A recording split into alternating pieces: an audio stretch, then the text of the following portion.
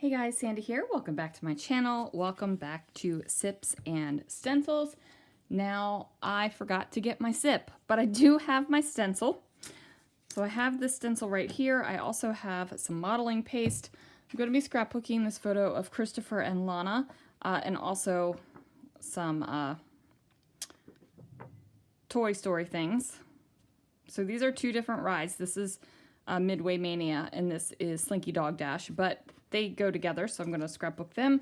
I've pulled out a variety of die cuts. Who knows if I'm going to use them all.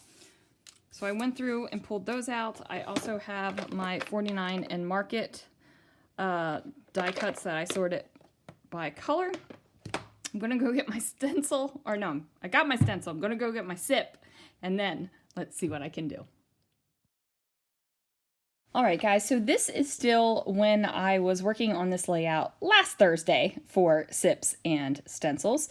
So I am taking my Mad About the Mouse stencil, I'm placing it down on some white cardstock, and then I'm taking some white modeling paste, and I am using a silicone brush to get that modeling paste through the stencil. Now you can get the stencil on the Scrapping Reflections website. It is available, and you can tell I have definitely used this stencil in the past as it is stained. Now, staining of stencils happens just like staining of stamps can happen.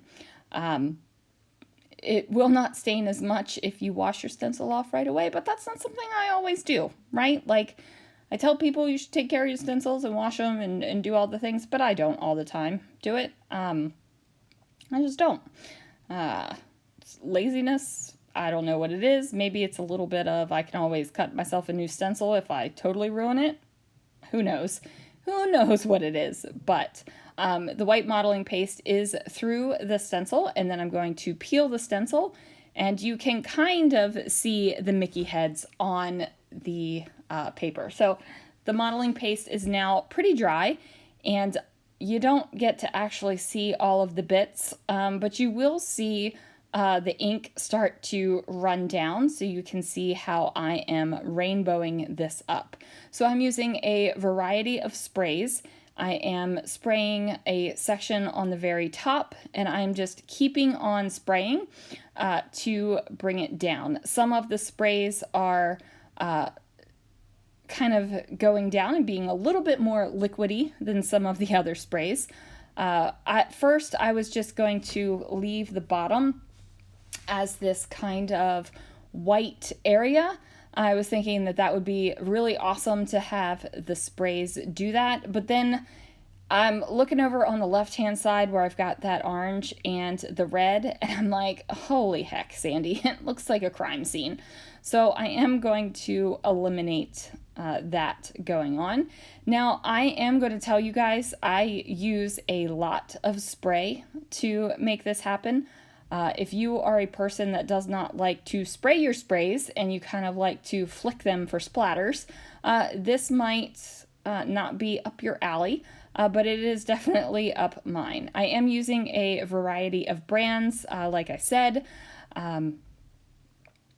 so I am just making sure that there is color on this entire portion. Now, the good thing about this is that the paper is soaking up some of the color, so the colors are blending pretty nicely all on their own. Now, the green spray that I have is actually a gloss spray, so you'll be able to see that.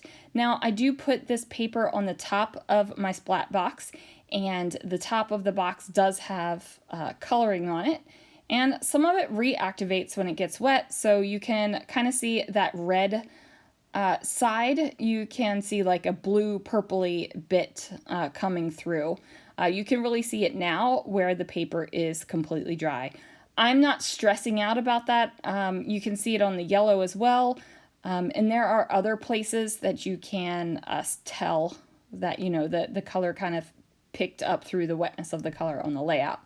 Like I said, I'm not stressing about it, and you shouldn't stress about it either. Like, it's a whole inky mess on this page, so we're just going to go with it. Now, I am using those two photos. I actually had to go back and take a peek at the intro video to see which photos I had planned on using. How pathetic is that? It's been a week since I started this layout, but you know, I needed this to dry, and the background was definitely not going to dry for Sips and Stencils last week. Now, the problem that I had, because it was so wet, the paper would have ripped. I don't mind mixed media and scrapbooking when my mixed media is still wet, still damp, all those things, but the entire paper was saturated and wet, so it would have ripped. So it did need to dry a little bit more than what was happening last week. Now I am using all of the little bits and bobs that I had already pulled out. They were sitting in a pile off to the side of my desk because I didn't want to put them away and then pull everything back out again when I finally did this layout. I was actually thinking about creating this layout earlier than waiting for the next Sips and Stencils. It just turned out that I waited. Now, I will say I'm not sipping anything for this part of Sips and Stencils. There was nothing to sip. There's plenty of stuff to sip in this house, but I did not get a drink of anything and bring it into the scrapbook room. So I am just kind of building up just little bits of decoration and little bits of color. Now, I thought this was hilarious to have the number 2 next to Uno and next to a little tag thing that says one of a kind. I think it's hilarious. Like, I just look at it and I want to giggle. It's not like highbrow humor or anything like that. It's like 12-year-old boy humor, like farts, which I think are hilarious. So, you know, this is how I let my personality shine sometimes in my layouts, by doing little things like that, and I will get a chuckle. Now, most of the time my family shares my brand of humor, so they could be flipping through a layout and they could be chuckling too over something that I've stuck in there that some people would probably just look at it and never even realize. But you know, it's a reverse-ky thing, I guess. Or it's a us reverse-ky thing. Can't speak for all the reverse-keys. So I am going ahead and building up layers and colors, and they are all colors of the rainbow. When I originally pulled these out, I think I was thinking about putting the red on the red stuff and the orange on the orange stuff and all that, but you know, sometimes I like those layouts and sometimes I'm like, no, and this was definitely a no.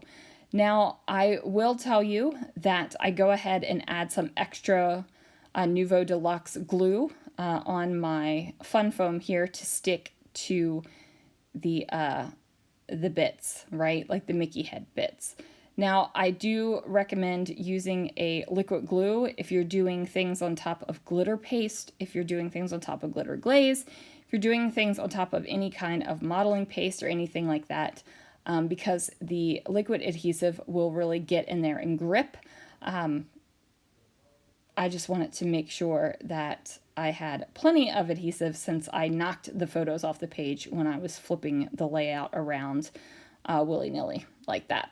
So I'm going to add in a couple of these little puffy stars. These are not stars, these are hearts. I'm going to, I promise I know my shapes.